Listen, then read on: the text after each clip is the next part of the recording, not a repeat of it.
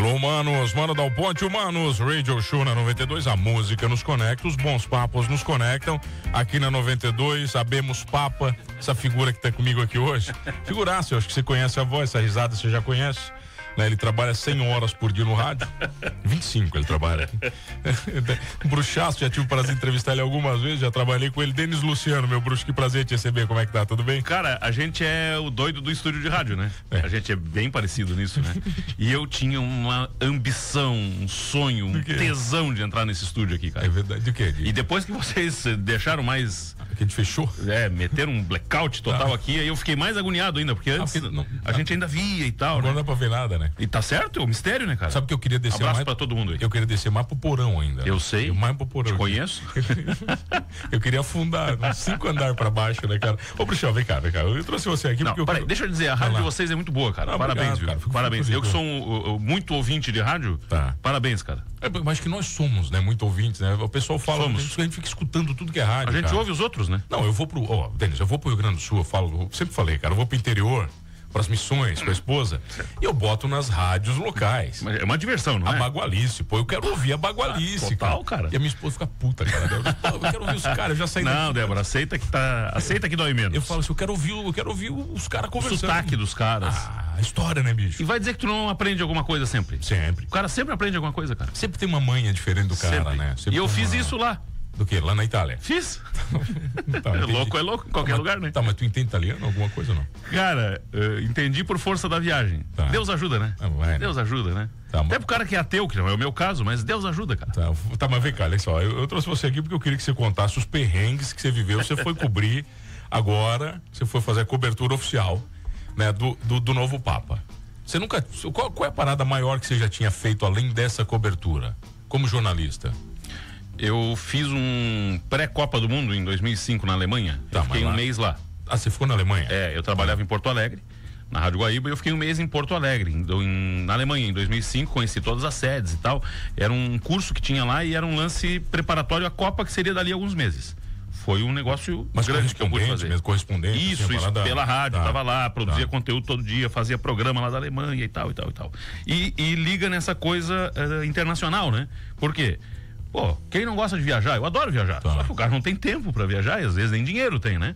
Então, quando surge uma oportunidade dessa, é numa parada profissional, né? Como foi o caso agora. Então, eu tive uma chance que derivou, mano, de um sonho. Então, uma das várias coisas que eu aprendi nessa minha ida pro Vaticano. A gente tem que abrir os sonhos da gente, né? Às vezes a gente guarda. E aí eu disse pro meu chefe, o nosso amigo Gil Losso. Você chegou para ele e falou, meu sonho era ir lá. Porque... Vou te contar a real, eu acordo todo dia 4h40 da manhã, é a hora que eu acordo. 4h50, por aí, é a hora que eu acordo. Naquela madrugada, domingo pra segunda, domingo de Páscoa pra segunda, acordei 4h40, abri Instagram, primeira coisa que apareceu, morreu o Papa. E ele tinha morrido fazia pouco tempo. Eu mandei aquilo pro chefe e disse, meu sonho é cobrir um conclave, sempre foi, e sempre foi. De madrugadão você mandou pra ele? Antes das 5 da manhã mandei pra ele. Ele me respondeu uma semana depois, me cobrando o passaporte. Resumo da ópera. Fui. Ou seja, cara, é dizer o que a gente sente, o que a gente quer, o que a gente gosta, né? Eu sou daqueles que verbaliza um monte de coisa, menos às vezes o que quer, né? O que deseja. E nessa ocasião eu aprendi, cara, realmente o poder da atração. Porque eu sou um estudioso, entendeu? Eu estudo de tudo um pouco. Eu adoro ler. E eu sempre gostei muito de ler a história dos papas, do Vaticano. Eu sempre gostei dessa parada. Sempre gostei muito disso. E eu pensava, cara, um dia eu vou num conclave. Não sei como, mas eu vou. E pintou. Não são muitos, né? Pô. Eu acho que vai levar uns 20 anos pra ter um próximo. Que a média, né? Mais ou menos que o Papa pela vive. idade dele e tal. Tá, que dia que você foi? Eu fui no dia 6 de maio. Já tinha enterrado o Francisco. Então, foram vocês que acompanharam. A gente enterrou o Francisco. Isso.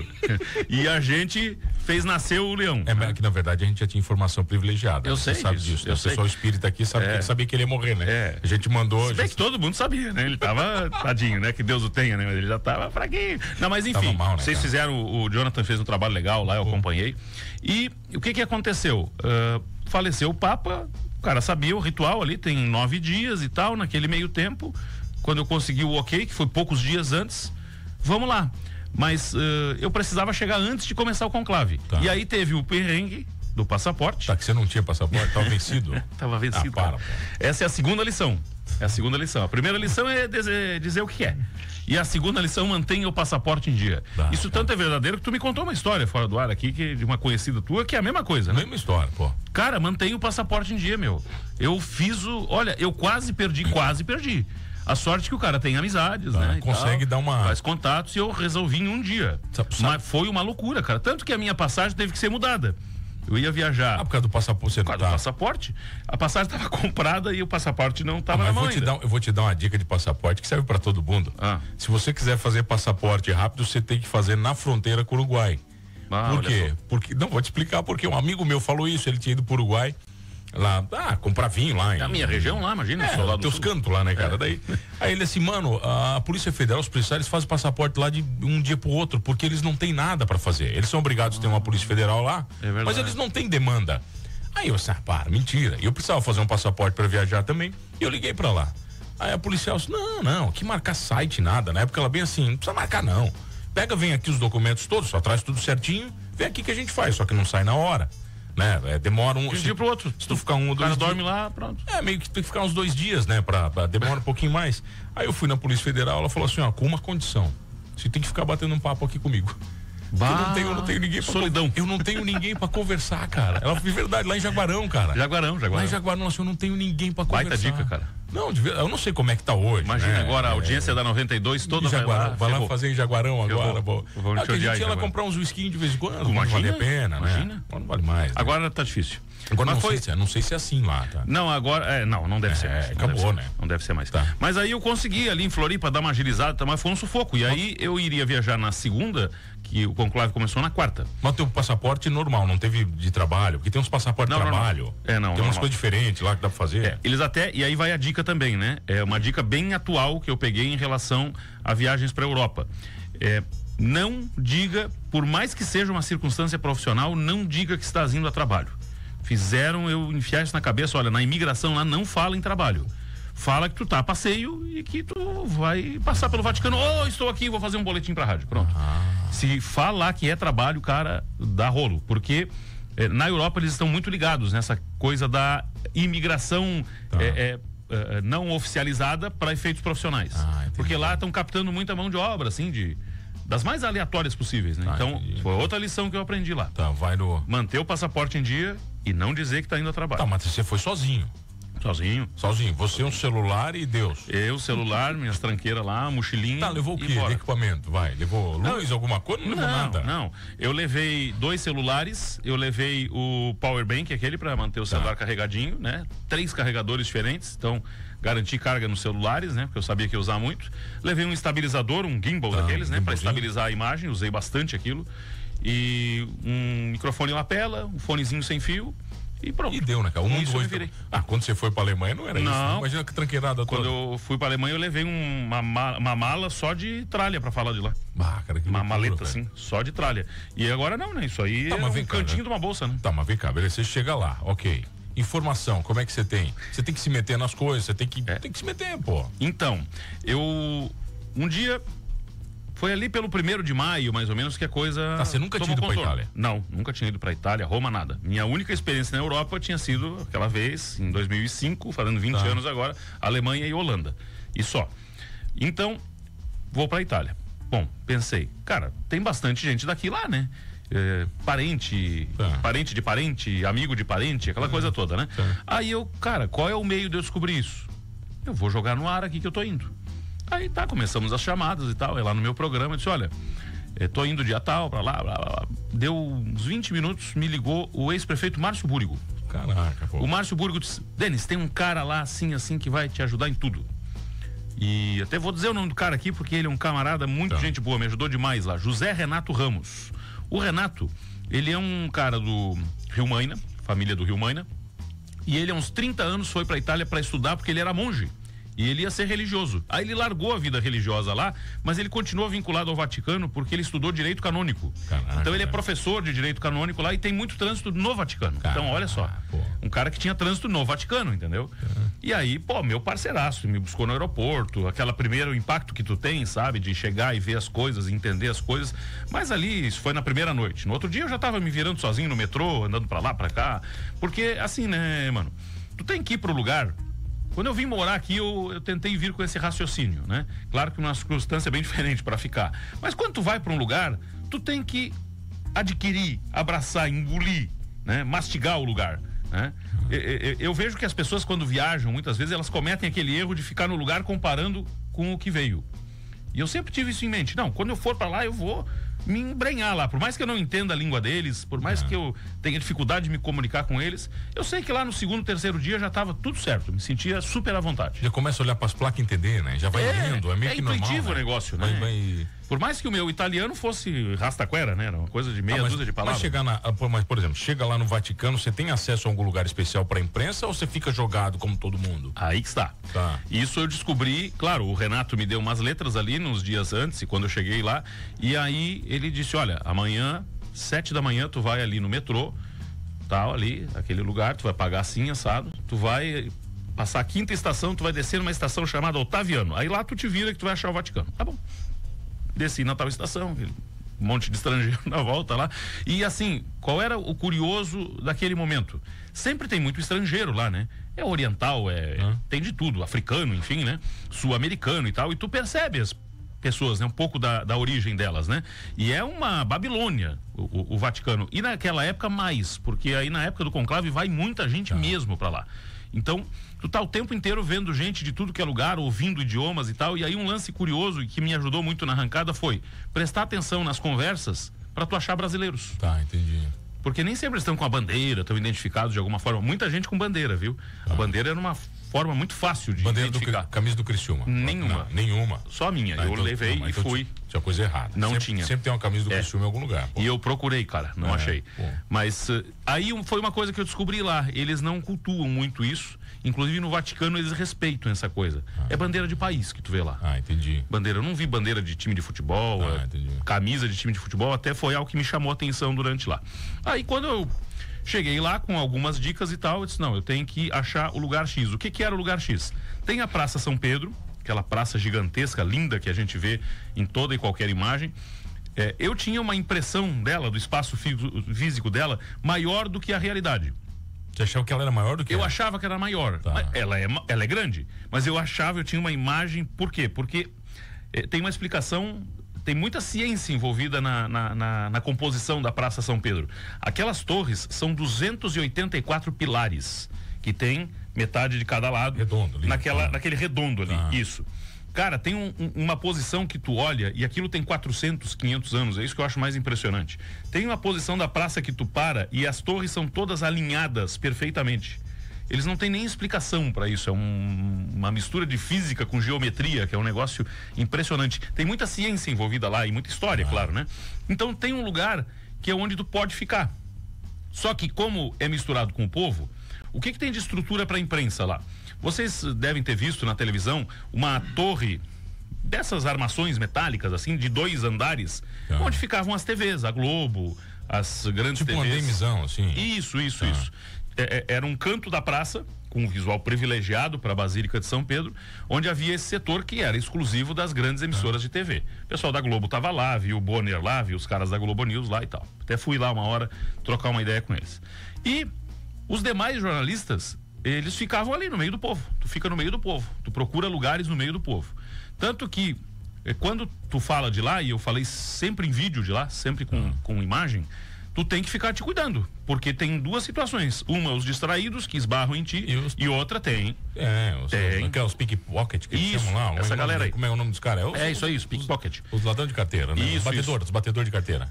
Eu vi umas 2 situações lá, assim, não chegou perto de mim, porque eu fiquei fazendo cara feia o tempo todo, né? Faz a cara feia e tal. E aí os caras não chegam. Mas eles visam, assim, principalmente mulheres, os mais jovens, aqueles mais desligados, ou os mais velhinhos, né? Entendi. E tem essa questão da segurança também. Mas não tem tirando essas grandes empresas de comunicação, não tem um lugar específico. Mas, cara, a primeira impressão que tu tem quando chega, ela é incrível. Ela é de arrepiar, assim. Aquela avenida, que é a Via da Consolação, que é aquela que você vê de frente para a Basílica, no dia que começou o conclave, porque eu cheguei lá no dia que o conclave começou, no meio do perrengue todo. Eu cheguei lá na madrugada de terça para quarta, o conclave começava quarta de manhã. Então fui no hotel, um soninho rápido, banhozinho e tal, me organizei, cedinho fui para lá. E o cedinho de lá era madrugada aqui, né? Então, eu chegando 7h30 na praça, era 2h30 da madrugada aqui. Essa é uma vantagem, né? Quando a vida começa aqui, tu já andou lá, tu já viu, tu já entrevistou, tu já produziu. Já tem material, né? Bastante material. Então, cara, é muito rico, assim, de trabalho. Só que tu cria a tua metodologia lá.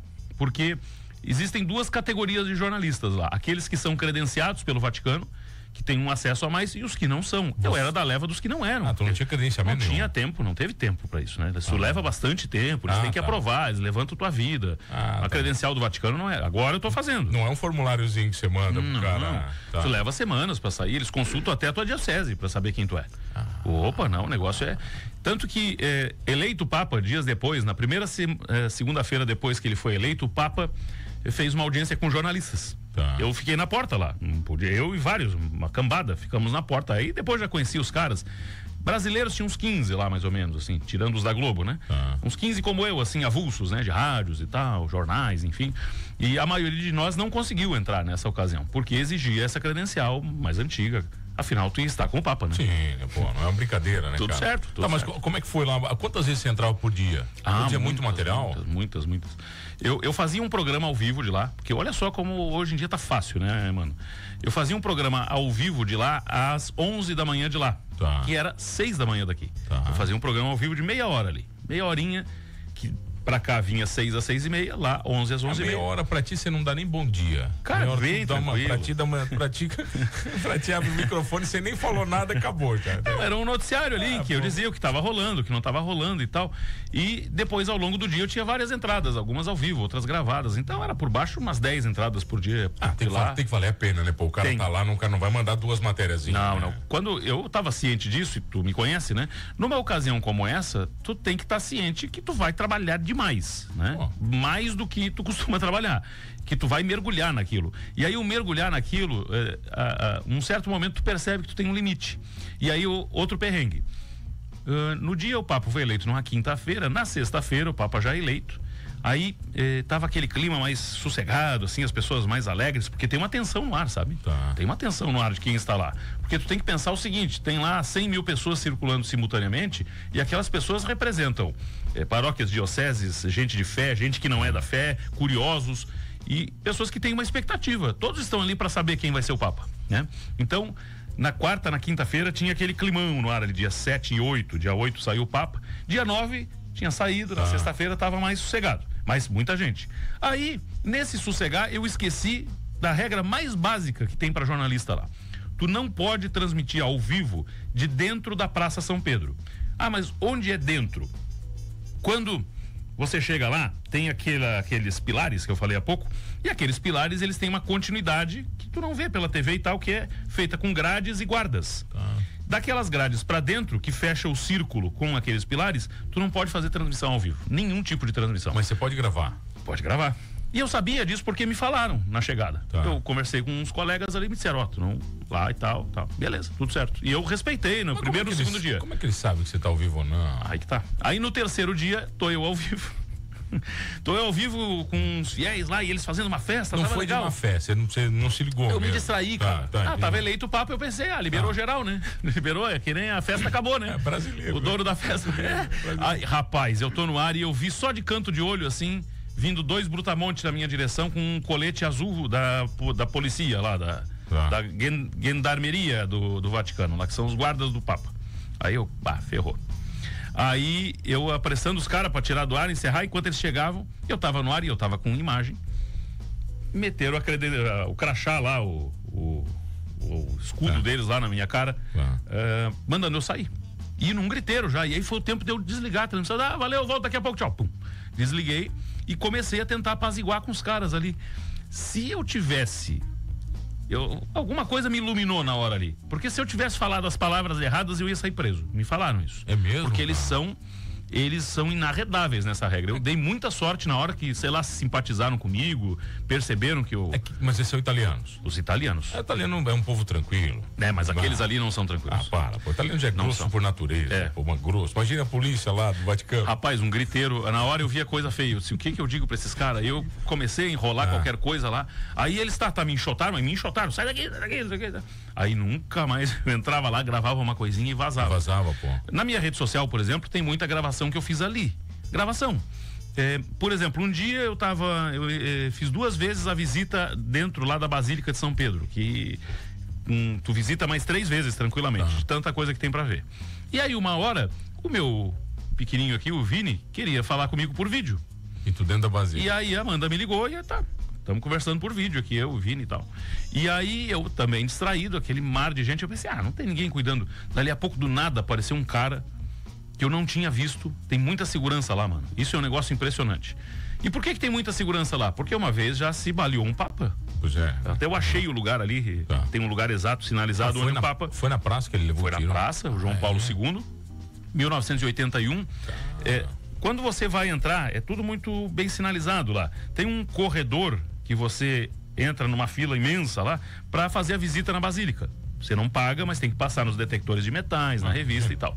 E aí, entre aquele corredor e o resto da praça, eu tava há dias procurando o lugar que tinha uma lajotinha no chão, onde tinha uma data em número romano. Aquela lajotinha era a indicação do lugar onde o João Paulo II foi baleado. Caramba. Aí no segundo dia que eu tava na fila para entrar na Basílica, eu vi, mas vi na sorte também, cara. Muita coisa na sorte lá. Me livrei dessa cadeiada aí na sorte, dos picocos lá da polícia, e achei a lajotinha do tiro. E aí eu contei para todo mundo na fila. Aí eu, gente, a lajota do João Paulo II. Aí um monte de cara, esse idiota aí, né? Não me entendendo. Aí chegaram os brasileiros. Nessa, os brasileiros aparecem. Aí juntou umas 10 velhas na minha volta lá. Pronto. O que é aquilo, moço? Aí dei uma palestra pra elas. Aí pronto, aí ficaram abençoados. Aí você abençoou as 2 palitos, né? Ô, Bruxo, mas como jornalista, cara, ter um conclave... É porque quem não sabe o que representa, né? Pra você que é comunicador e jornalista, ter isso no currículo, cobrir um conclave. Isso cara, é muito bacana isso, cara. E assim, mano, qual é o lance maior pra quem trabalha com informação? Porque uma coisa é o turista que tá lá, né? Que o compromisso dele é qual? É a hora que ele vai beber cerveja, né? É a hora que ele vai jantar.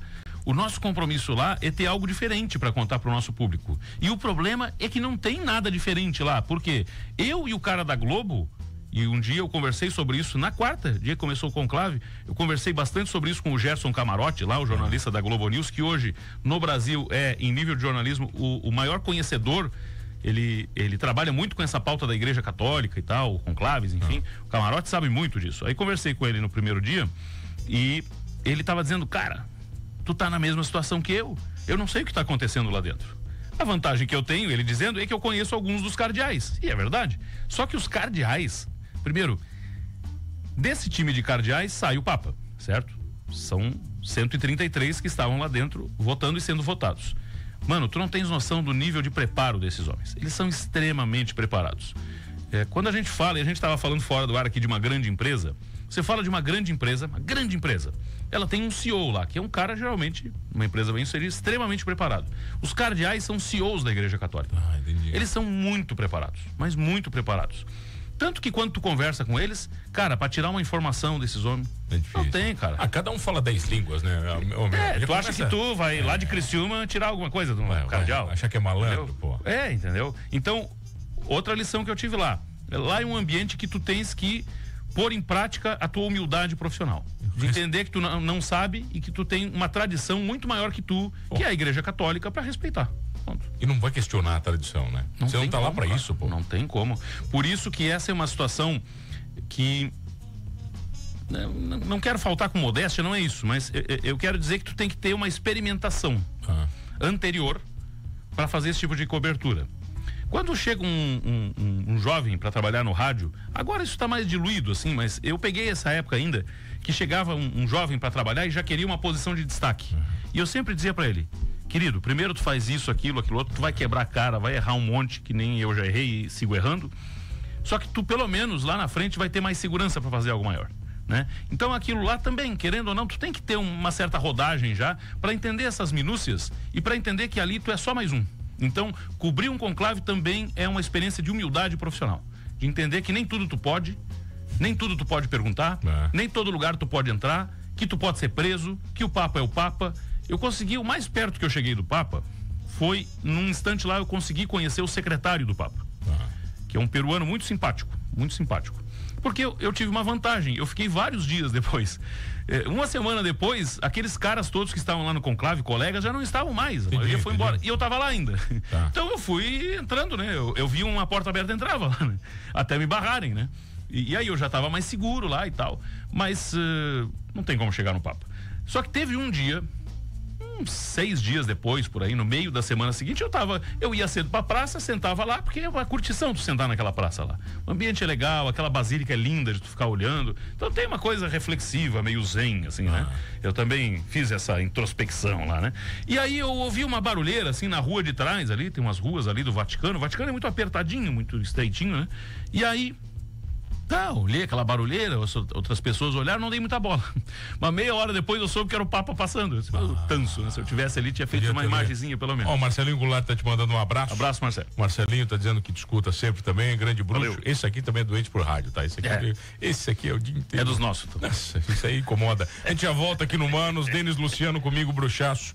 Cobriu o conclave do novo Papa rapidinho aqui na 92. Você tá ouvindo a 92, não é 92. Cidade Dia, não é Cidade em Dia, não 92. Mistura, né? A gente já volta, pô. 92, o Manos Radio Show. Voltamos, o Manos Denis Show hoje, o Manos Denis Luciano Show. Eu adoro essa tua trilha.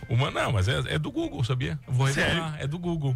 Eu vi essa trilha, olha, agora eu vou revelar, numa propaganda no intervalo da Globo. Olha que louco, cara. Sério, cara? Olha que louco, velho, isso aí.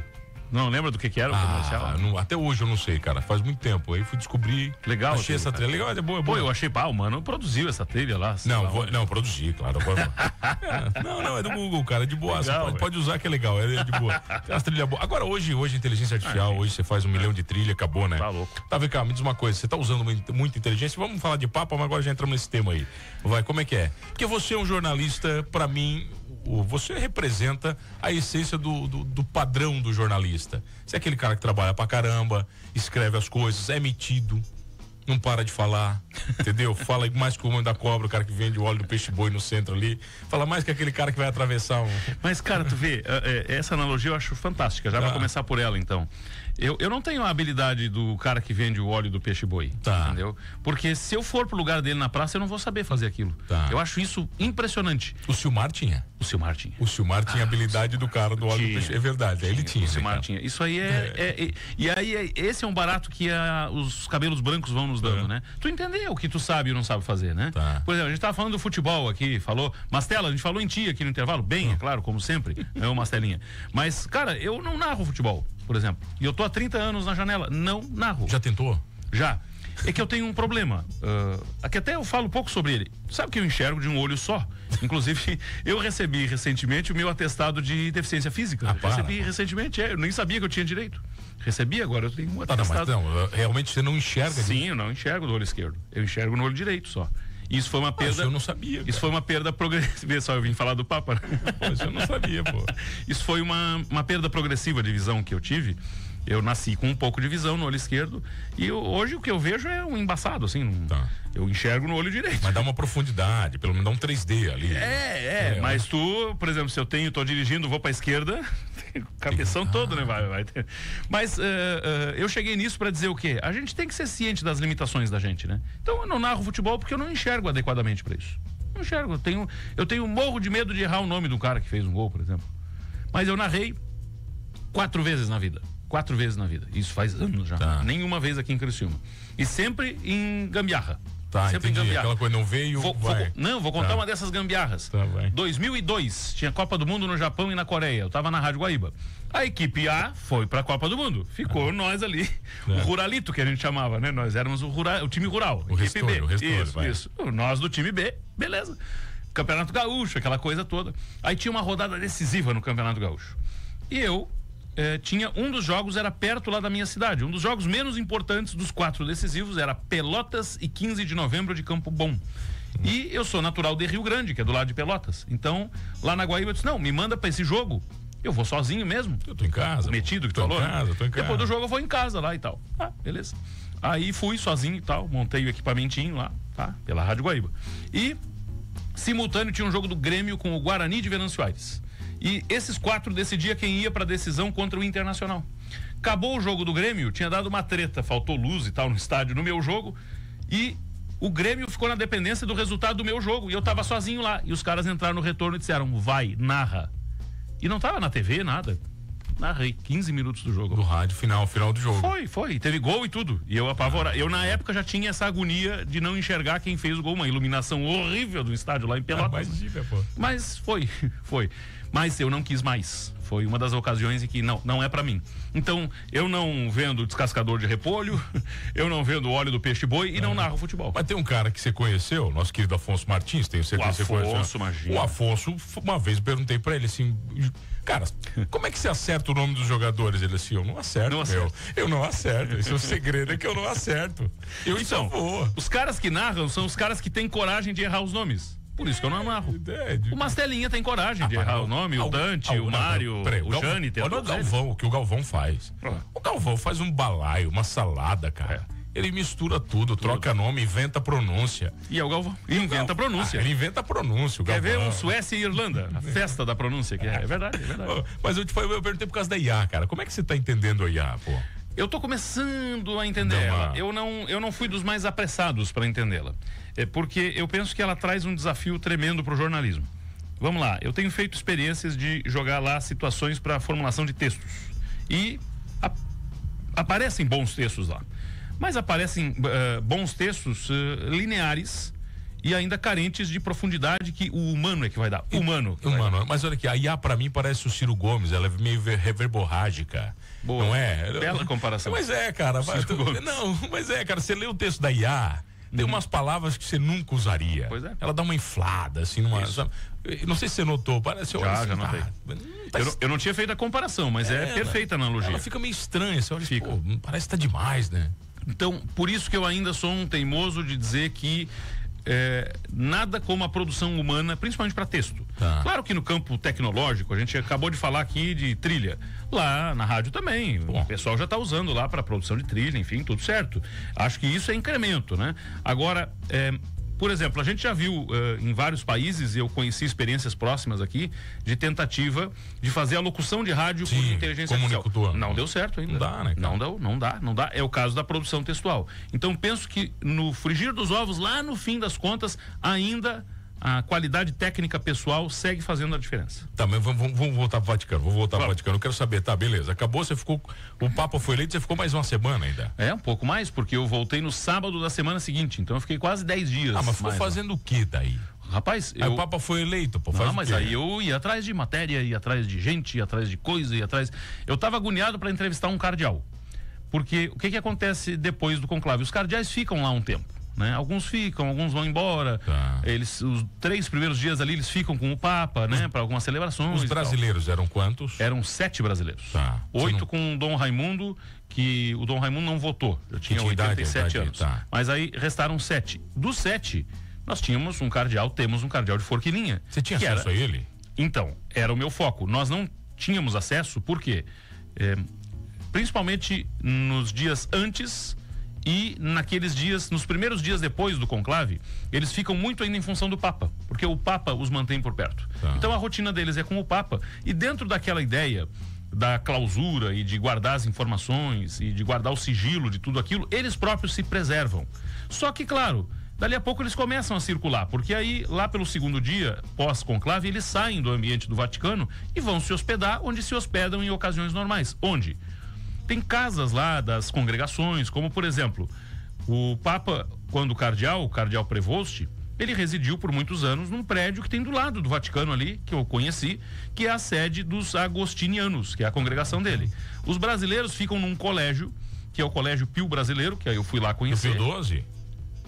Vem da época dos Pios. Dessa galera aí, isso, então, tanto que o nome é Pio Brasileiro. E esse colégio, ele fica a uns 10 quilômetros do Vaticano. Mas é longe? Eu peguei o metrô lá, tudo, cheguei lá. É lá onde eles ficam, já em Roma, claro, né? Em Roma. Eles ficam lá. Então, mas eles ficam lá na deles. Não chega lá e entra a hora que quer e tal. Aí eu comecei a ir atrás de conhecer o roteiro para chegar neles. E aí, com a dificuldade de que o conclave já tinha passado. Então a maioria das pessoas já tinha ido embora, dos interessados. E aí tu voltava a uma situação de rotina. Como é na rotina para chegar neles? Claro, por vezes tu vê eles andando pela rua. Acontece. Eles se deslocam para lá, para cá, mas naqueles dias é mais raro. Eles se preservam mais. Eles andam mais de carro, andam mais com a segurança do Vaticano e tal. Enfim, por uma questão deles, né? Mas aí, depois de muito tentar, eu fui extremamente chato. Eu consegui, na véspera de ir embora, um encontro com o Dom Leonardo Steiner, que é o nosso cardeal aqui de Forquilinha, que era quem eu queria entrevistar. Pô, cardeal de Forquilinha, né, cara? Voltou pra Papa. Né? Eu tinha que falar com ele, não podia ir embora sem falar com ele. E falar lá, né? A mágica tava em falar, não é aqui, né? Falar lá. Lá, exato. E deu certo, eu consegui, depois de muito contato pra lá, pra cá, fala com um outro, bate na porta aqui. E aí eu consegui entrevistá-lo na Rádio Vaticano. Então eu conheci a Rádio Vaticano porque eu dei mais sorte. Ele estava na Rádio Vaticano concedendo uma entrevista para a Rádio Vaticano. E aí o secretário dele me disse, olha, você tem que vir aqui na Rádio Vaticano. Aí eu, vou achar essa Rádio Vaticano. Bora, né, achei lá, caminhei um monte, achei a rádio. Mas a estrutura grande, o que é? Grande. É várias vezes o que a gente tem aqui, porque essas rádios que cumprem essa missão institucional na Europa, isso é muito comum, né? A Rádio Vaticano, ela tem uma estrutura semelhante à Rádio França Internacional, a BBC de Londres, a Deutsche Welle da Alemanha. É a rádio oficial dele. Isso. Então, eles transmitem em muitas línguas, né? Eles não transmitem só em italiano. Eles transmitem em português, tem um núcleo brasileiro lá, com brasileiros trabalhando lá. Transmitem em francês, em inglês, em alemão, em mais de 50 línguas. Mas tipo o mesmo programa em várias línguas? Ou como é que é? O conteúdo, a linha editorial é a mesma, mas são equipes distintas, entendeu? Entendi. Tem uma equipe que fala português, uma que fala italiano, uma que fala em espanhol, uma que fala em alemão, e são mais de 50 idiomas, o negócio é maravilhoso. Claro, são núcleos pequenos, né? Não tem como ter, são lá 2 pessoas de um núcleo, uma de outro, 5 de outro, conforme o tamanho e tal. Aqui pro Brasil eram 5, se não me engano, trabalhando lá na Rádio Vaticano. E o Dom Leonardo estava lá, dando uma entrevista em português, na Rádio Vaticano. Aí eu fiquei na salinha ali esperando. Terminou e tal. Me chamaram lá. Mas ele te conhece já? De nome, assim, né? Pessoalmente, uma vez, a gente tinha se visto há muito tempo. Antes dele ser cardeal até. Porque sabe que o Dom Leonardo tem parentes em Forquilinha. Tu lembra da Francisca da Altué? Imagina. A Fran. Então, a Fran vem a ser sobrinha do Dom Leonardo, sobrinha neta. Sobrinha neta, porque o Dom Leonardo vem a ser irmão da avó dela. Isso mesmo. Irmão da avó dela. Então ela foi uma que me ajudou. A Fran me ajudou. Sabendo que eu tava lá e tal, dos perrengues que eu tava passando, ela me ajudou em algumas coisas lá. Né, Fran? Obrigado, um beijo. E consegui chegar no Dom Leonardo e foi uma conversa afável, legal, tranquila, só que naquilo que eu tava falando antes, né, mano? Sem informação. Eu não posso chegar atrevido no homem desse. Se eu chegar atrevido, ele vai levantar e sair. Sim. Então, eminência, e foi uma coisa que eu mesmo estudei para isso, né? Pô, o cardeal tu trata como vossa eminência, né? Sua eminência, vossa eminência, ele é um príncipe da igreja, né? E tem que saber... Ele podia ser papa, né, meu? Podia. Pô, peraí, você tá no cara que tava sendo votado pra ser papa? Ele votou pra ser papa, ele votou pro papa. Pô, cara. Eu fiquei com a convicção que ele votou no papa que foi eleito, embora ele não tenha dito, ele não pode dizer, né? Ele não pode dar nenhuma informação. Teve um cardeal de Madagascar, essa foi genial. Ele deu uma entrevista para essa Rádio Vaticano uns 2 dias depois do conclave, que eles têm mais acesso, né? São mais antigos lá e tal. No próximo conclave eu já vou ter credencial, já vou conhecer as manhas, então vocês vão ver. Porque o barato lá é chegar antes, eu não consegui chegar antes. Se tu chega uma semana antes, tu tem acesso prévio aos cardeais, porque eles caminham nas ruas, uns 4, 5 dias antes do conclave. Mas em cima da hora, como eu cheguei, não tinha como. E o cardeal de Madagascar, quando terminou o conclave, entrevistaram ele lá, e ele assim, pode pesquisar aí, ele disse, o cardeal Prevost teve mais de 100 votos. Rapaz, ele se incomodou porque não pode dizer. Não pode dizer isso aí, né? Porque se tu diz que teve mais de 100 votos, no universo de 133, tu tá supondo que uns 30 votaram em outro. Então tu já tá supondo que tinha uma divisão. Sim. E é claro que tem divisão, porque é uma eleição, né, mano? Sim, claro. Não tem unanimidade, não tem como haver unanimidade. Só que a igreja é muito zelosa nisso. E aí você vê por que a igreja católica é a igreja católica, né? Na questão da organização, a organização deles é impecável, o cuidado que eles têm com essas informações. Você nunca vai ver nada oficial sobre o que acontece dentro do conclave. E olha que lá dentro tem pessoas que não são os religiosos, né? Tem leigos lá dentro, tem a cozinheira, tem a freira, tem a mulher da limpeza, tem os caras que auxiliam ali, que não são cardeais. Sim, entra gente pra tudo que é jeito, vai entrar, né? Tem, óbvio. Existe uma clausura no momento que eles votam. Enquanto entre uma votação e outra, é um hotel, né? Claro que absolutamente exclusivo para muita coisa, mas tem pessoas fora do jogo que circulam lá. Você viu o filme Conclave antes ou depois? Eu vi antes e a impressão que eu tinha, eu reforcei lá. Eu não gostei do filme. Tá. Eu não gostei porque ele cria uma caricatura que deixa A caricatura pesada do que é? Cara, do processo? Você fala desvirtua o processo. Aquela coisa, os caras ficam fumando no pátio lá. Não ficam, cara. Tá, não existe isso. Entendi. Não existe isso. Claro, eles dialogam e tal, ok. Mas aquela coisa conspiratória, política demais, assim, aquilo não tem. O filme é só política, né? O filme é política pura, pô.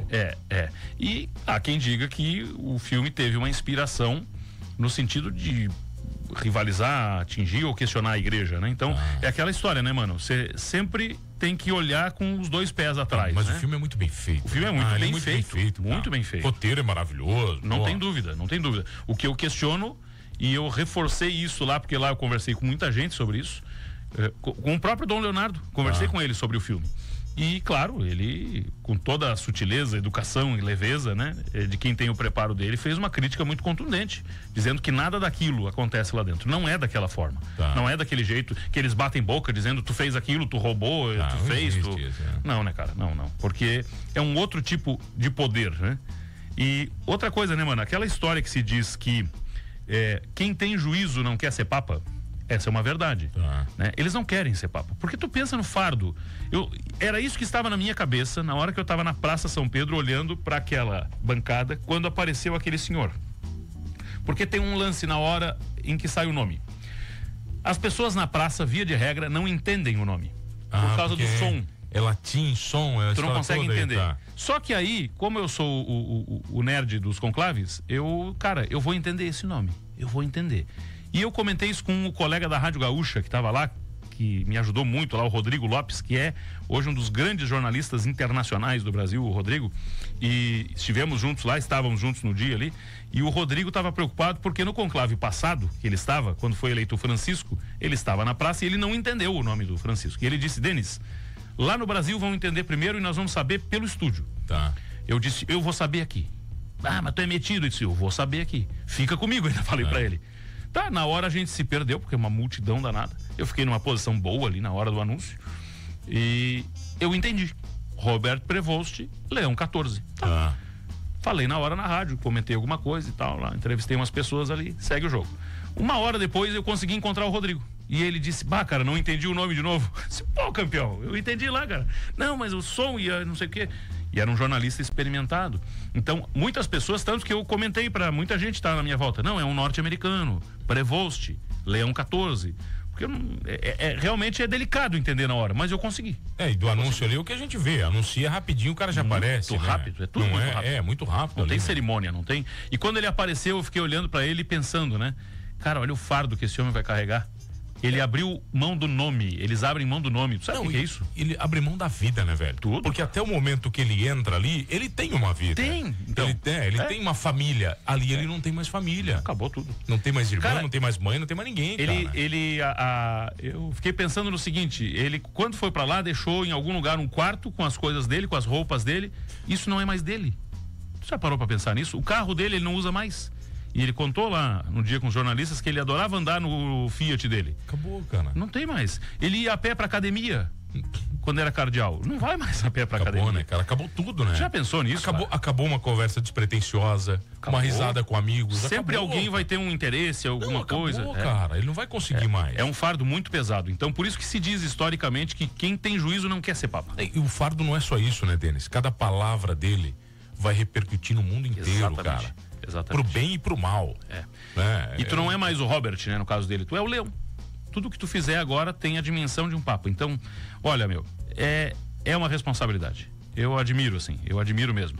Por isso que eu nutro um respeito, eu sempre nutri. E agora, vendo de perto, mais ainda, Denis, por isso tudo. E outra coisa, né? Ele não deve ter poder de decidir nada.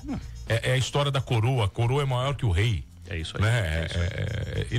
O Vaticano, a Igreja Católica é maior que o Papa, ele não vai decidir as coisas. Não vai. A gente acha que ele vai fazer uma lei e mandar, não é assim, meu. Se você passar ali na Catedral São José, tem uma bandeira do Vaticano ali. Tá. Primeira vez que eu passei ali depois que eu voltei do conclave, eu pensei nisso. Pô, o Papa não faz nem questão, ele não faz nem ideia que tem essa igreja aqui, nessa rua de Criciúma, que é assim, assado, e que tem o Dom Jacinto aqui, que cuida da diocese para ele.